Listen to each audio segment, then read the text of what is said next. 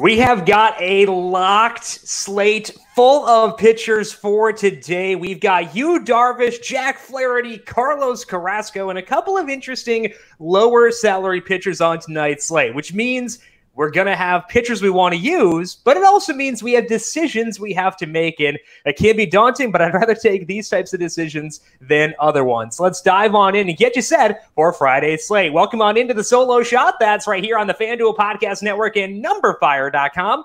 My name is Jim Sonis. I am a senior writer and analyst for numberFire.com, here to break down Friday night's 9-game main slate. Lock is set for 7:10 this evening, and there are 15 doubleheaders on tap for today. So when you're doing research for today's slate, make sure you're checking which games are and are not on the slate before you do too much research, because none of the doubleheaders are included. So you want to try to avoid that. Just do the research. I would pull up, if you go to the numberFire games and lineups page, it will show you the games in the main slate. I would use stuff like that to do your research, because otherwise maybe researching pitchers who are not available. So just beware of that for today. Wind in Wrigley could be a concern, but as of right now, it does not seem to be a major thing. Kind of looks like a crosswind as things stand right now.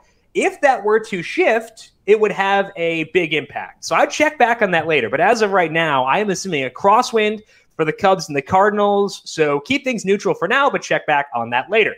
Out in Oakland, the temperature is 62 degrees for the Padres and the A's. Downgrade hitters there. And the same thing as always in San Francisco for the Giants and the Diamondbacks. Downgrade hitters there. Don't seem to be any rain concerns on the slate, so we should be good to go from that perspective, which means we can allow ourselves to get excited about these awesome pitchers. But first, football is back, and FanDuel is giving you a new way to play fantasy football this season with its best ball contests. Unlike standard season-long fantasy football, where you have to constantly make changes to your starting lineup and roster, you only have to focus on one thing and one thing only, the draft. All you have to do is draft a 20-player team, and you are done. Each week, your top-scoring players automatically start and will count toward your season total. The team with the most points at the end of the season wins. No setting your lineup, no waivers, no trades, just draft.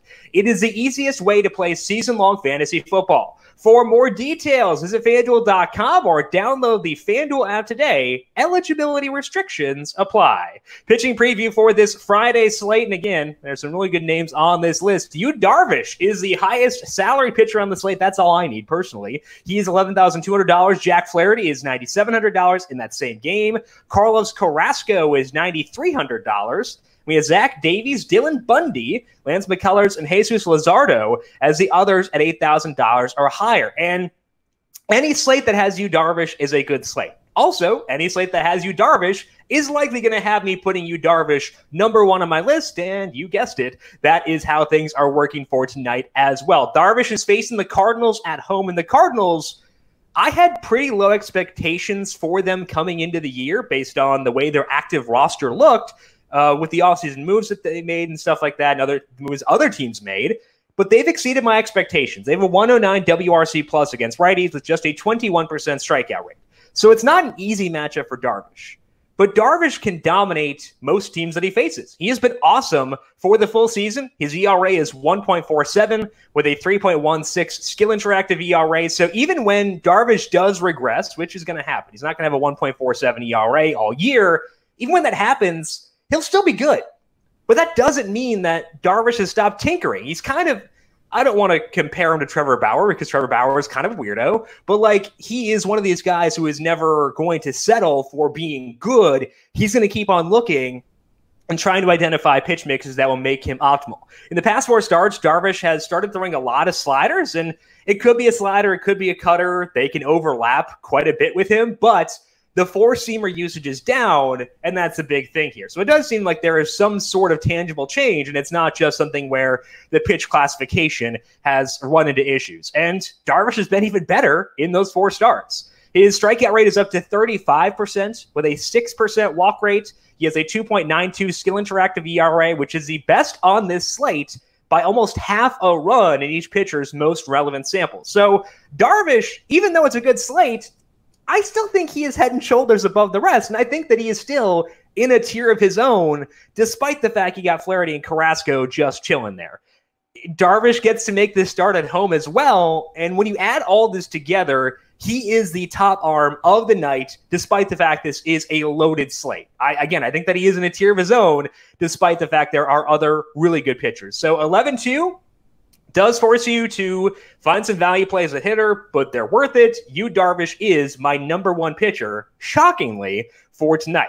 As far as Carrasco and Flaherty, I like both. And we're going to talk about both of them at some point here. But I'm going to go with Carrasco as my number two pitcher. And that's despite the fact that Carrasco has been struggling a lot with walks this year. He has an 11% walk rate, and it's tough to go deep in games when you're issuing that many walks. That's at least 4 pitches for every walk. That's going to drive your pitch count up in a hurry. And it's actually been getting a bit worse as the season has gone along.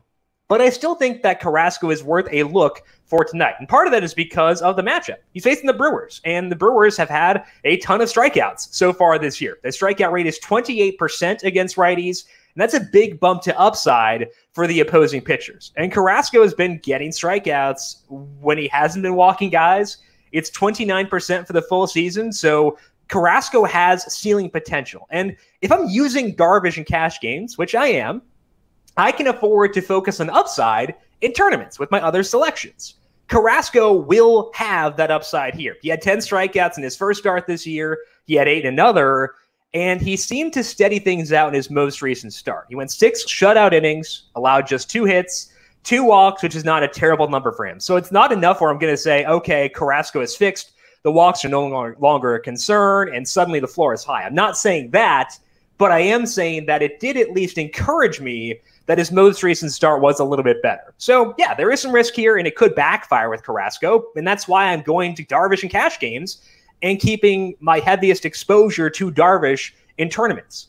But Carrasco could post a 60 burger if things break the right way for him. So Carlos Carrasco, number 2 ahead of Jack Flaherty for me tonight, but we will talk about Jack Flaherty in things to watch. Now, with all the Carrasco love said, Carrasco might not get a cakewalk to a win tonight.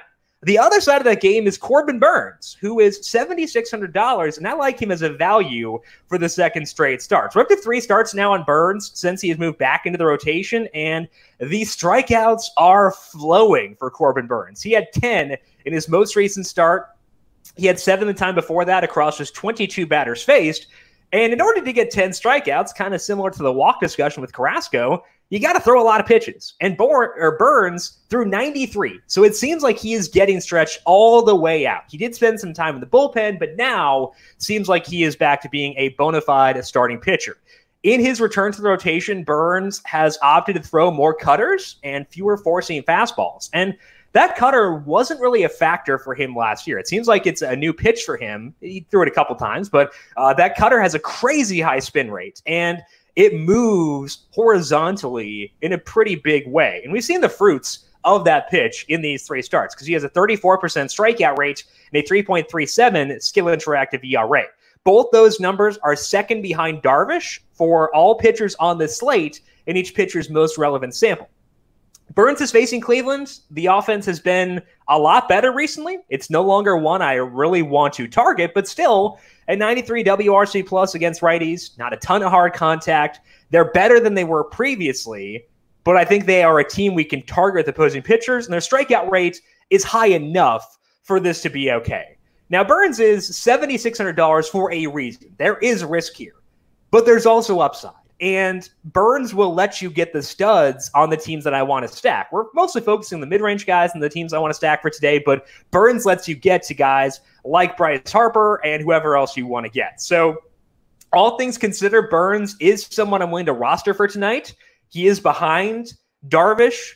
He's kind of, I think, in the same tier as Flaherty and Carrasco once you consider salaries. And we'll talk about Flaherty and things to watch. But I think overall, you got 4 rock-solid options. But Yu Darvish, to me, is number 1, and the other 3 are fighting for second place. So we want to get to Yu Darvish as our pitcher for today, which means we need to find some value. So what we're going to do today is talk about 3 different stacks that have like mid-range players you can go to. And basically what that allows us to do is find one value play.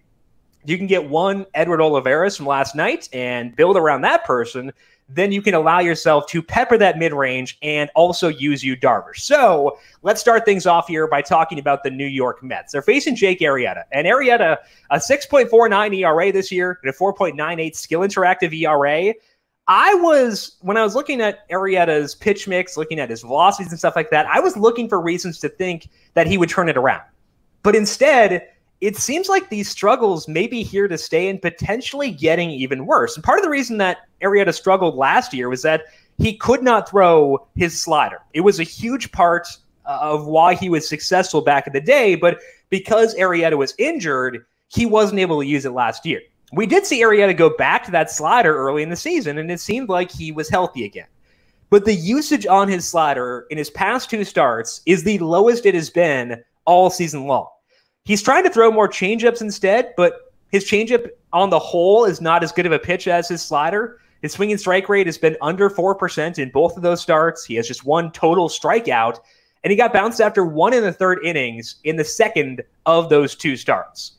I don't think Jake Arrieta is right now. It seems like, I'm not going to say like that injury from last year's back, but for whatever reason, he can't throw his good pitches. When he can't throw your good pitches, bad things are going to happen. That's where Arrieta is at right now. He can still get ground balls, but his hard hit rate is up to 42%. With the way the past 2 starts have looked, I think it is a good time to stack the Mets. So Arrieta, overall a good pitcher, has not been the case for a while now, and I think that requires us to stack the Mets against him. And again, I think the Mets have some value plays here. The main ones are Brandon Nimmo and Jeff McNeil, but Michael Conforto fits the mid-range mindset here. I don't know if that's a weird thing to say. The mid-range mindset. Conforto, $3,300. I think that's lower than it should be. He has a 50% hard hit rate against righties this year with a 21% strikeout rate. The results are awesome. He's batting in the top third of the order. Again, I think that you go Nimmo and McNeil first. McNeil probably going to bat a bit lower in the order, but he's cheaper. So I would say pepper the lefties here. Conforto, Nimmo, McNeil, Cano, Dom Smith. A lot of those guys are higher salaried, around $3,500. But if you start with McNeil and Nimmo, you can definitely pair the Mets with Yu Darvish. But Conforto, I think, is a priority, despite the fact he is $3,300. The other side of that game is also pretty fun. The Phillies are facing Rick Porcello, and I'm not sure if they're second on my stacking list, but they are a pretty good stack for today. So let's stay with this game and talk about the Phillies here. Porcello is another guy like Arrieta with great times in the past. He's a Cy Young winner, and he's searching right now. He's had some bad results, and he's searching. For the full season, Porcello has a 6.00 ERA. His skill interactive ERA is 4.60. The most recent change for Porcello is throwing more sliders, and he's been doing that for his past 4 starts. It has led to an increase in his strikeout rate, which is good. It's up to 20%. But that's still low. It's a good amount below the league average, and it's paired with a 2% walk rate, which means that Porcello is allowing a ton of balls in play. If you allow a ton of balls in play, you got to find a way to limit hard contact or get them on the ground, and Porcello is not doing that right now. The hard hit rate is 42%. The ground ball rate is low. So Porcello, a lot of balls in play, and a lot of those are dangerous balls in play. That is going to lead to us stacking against him. It does feel scary to love this game, given that it's at Citi Field, which is not a great park for offense, but I do think both sides of this game could set off some fireworks for tonight. So I'll put them both in the top 3 for tonight as from a stacking perspective with the ranks. I would not omit the righties on the Phillies, but we should favor the lefties here because Porcello's ground ball rate was 44% against righties last year. It was 32% against lefties. So definite bumps up to Bryce Harper, Didi Gregorius, Jay Bruce. Bruce and Gregorius both got salary increases, so Bruce is no longer a value play, but still in that mid-range. And you can use a righty for your 4th spot, but I would say those guys are the main building blocks here. Alec Boehm could be a value play at $2,500 as that one righty. Just kind of scrounging there. Hopefully we get some more value to pop up on this slate. We can get to guys like Harper, but I think that the lefties overall are the ones you want to focus on within that Phillies stack. The third one I want to discuss, which may actually be a tiny bit higher than the Phillies. I don't know. It's hard to figure out the ranking of these top 3, but I am pretty certain that these are the top 3. The third stack to me is one that's been good throughout this entire year, and it's been a profitable team to stack. It's been mostly profitable when they've been facing lefties, though. And I want to stack the Chicago White Sox here against Brady Singer. And Singer is a righty, which is a good thing for him against this offense. His WRC plus falls to 103 from around, or the WRC plus for the White Sox falls to 103 from 160 against lefties. But Singer has some trouble spots in his profile that could allow us to stack the White Sox here, even though he is a righty. The big thing for Singer that could get him in trouble here is that his strikeout rate is low. It is 21%. His swing and strike rate is 9%, so it's probably not going to go up. His strikeout rate is probably not going to go up, and that's the White Sox's biggest weakness. They will strike out. They got a lot of guys here who are going to sell out to hit that ball hard. But when you allow them to make contact, they tend to do pretty well. Singer does get some ground balls. It's 52%, and that's good, but a lot of those are hard hit. His hard hit rate is 46%, which is 4 percentage points above the league average. The White Sox also know what he's throwing because Singer just saw this team last week. He allowed 3 runs across 5 innings. He had 4 strikeouts compared to 2 walks, so it wasn't terrible, but now he has to face them for the second time. And I think the White Sox could get to him with that second chance. And they, like the Phillies and the Mets, give us a lot of mid-range plays to consider here. Only 2 batters in the White Sox have salaries higher than $3,500. Those guys are Jose Abreu and Luis Robert.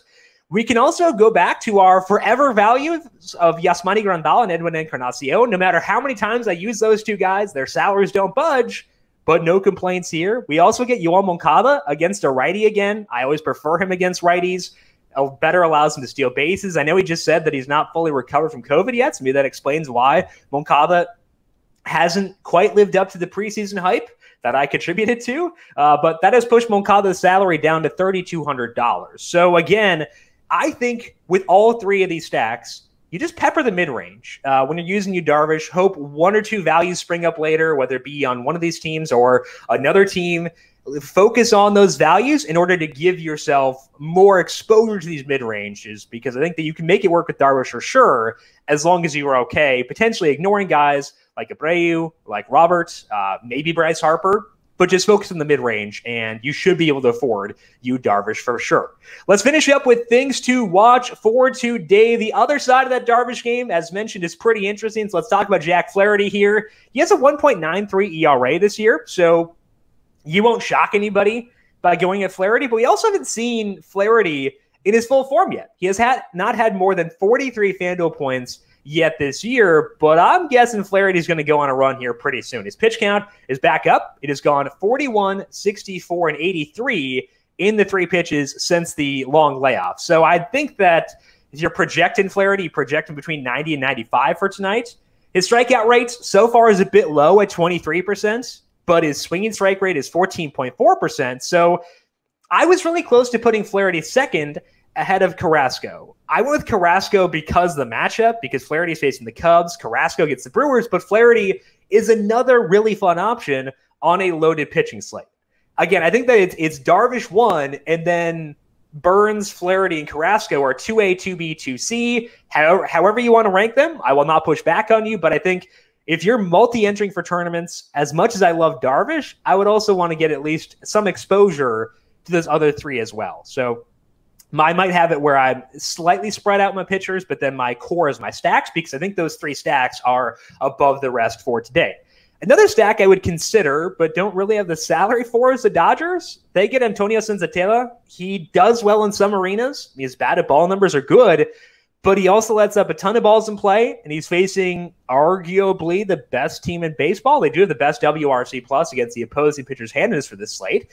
The Dodgers, it's kind of tough to get to if you want to go Darvish, which I do, but if you go Carrasco, Flaherty, or Burns, you can get here. It also does help that A.J. Pollock, Jock Peterson, and Chris Taylor come with palatable salaries. They're all $2,700, so the Dodgers are not a play. And if you are okay using all 3 of Pollock, Peterson, and Taylor, you could stack the Dodgers with Darvish, and I'll try to do that for tonight.